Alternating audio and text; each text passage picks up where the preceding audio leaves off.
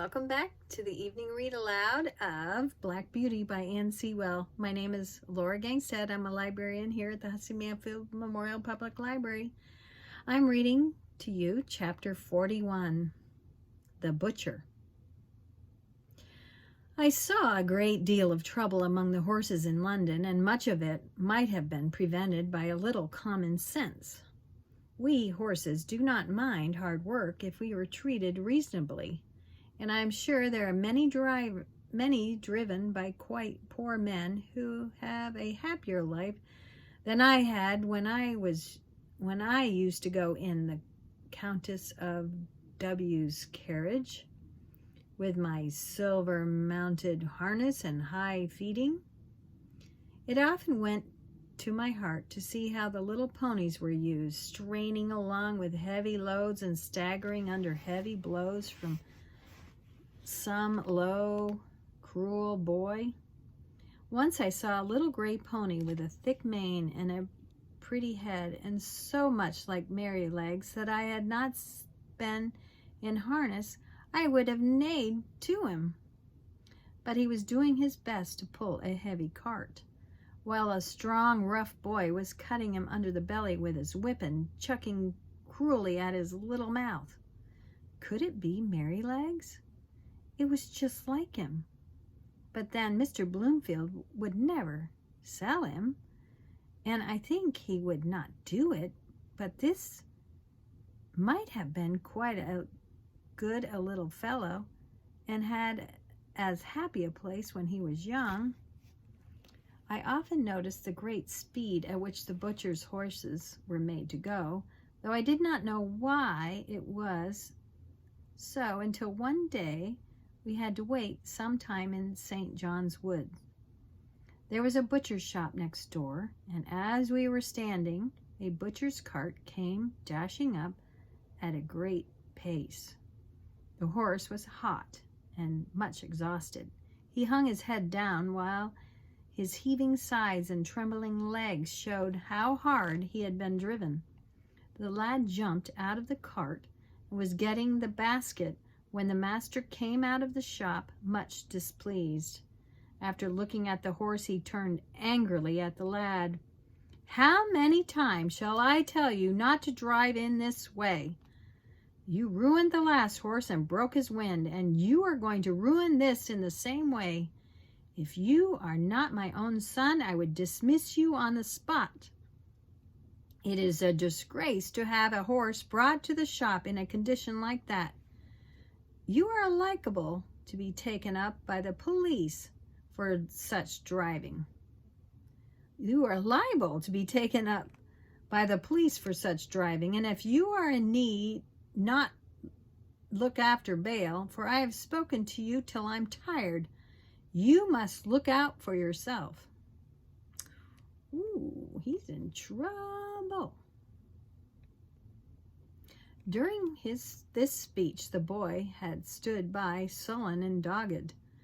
But when his father ceased, he broke out angrily. It wasn't his fault. He wouldn't take the blame.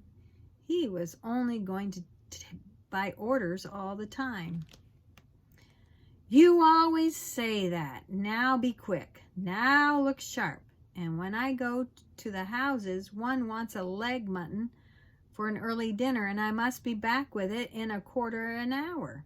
Another cook has forgotten an order of beef, and I must go fetch it and be back in no time, or the mistress will scold, and the housekeeper says they all have company coming unexpectedly and must have some chops sent up directly, and the lady in number 4 in the Chestnut never orders her dinner till the meat comes in for lunch, and it's nothing but hurry, hurry, hurry all the time.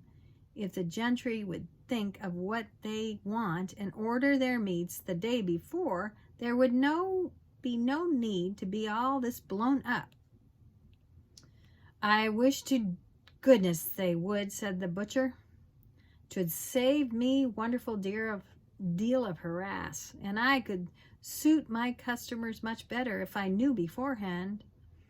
But there, what's the use of talking? Whoever thinks of a butcher's convenience at a butcher's or a butcher's horse? Now then, take him in and look to him. Mind, he does not go out again today, and if anything else is wanted, you must carry it yourself in a basket." With that he went in, and the horse was laid away. But all boys are not cruel.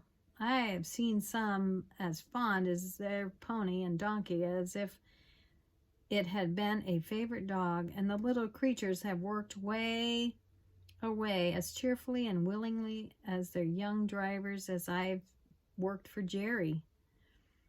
It may be hard work sometimes, but a friend's hand and voice makes it easier.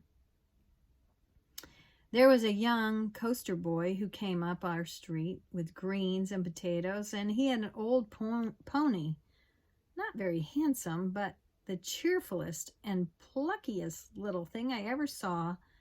And to see how fond those two were of each other was a treat. The pony followed his master like a dog, and when he got into his cart, would trot off without a whip or a word, and rattle down the street as merrily as if he had come out of the Queen's stable. Jerry liked the boy, and called him Prince Charlie, for he said he would make a king of drivers some day. There was an old man, too, who used to come up our street with a little coal cart. He wore a coal-heavy hat and looked rough and black. He and his old horse used to plod together along the street like two good partners who understood each other. The horse would stop of his own accord at the doors where they took coal for him. He used to keep one ear bent towards his master. The old man's cry could be heard up the street long before he came near. I never knew what he said, but the children called him Old Bahoo, for it sounded like that. Polly took her coal for him and was very friendly, and Jerry said it was a comfort to think how happy an old horse might be in a poor place. That's nice. See you next time.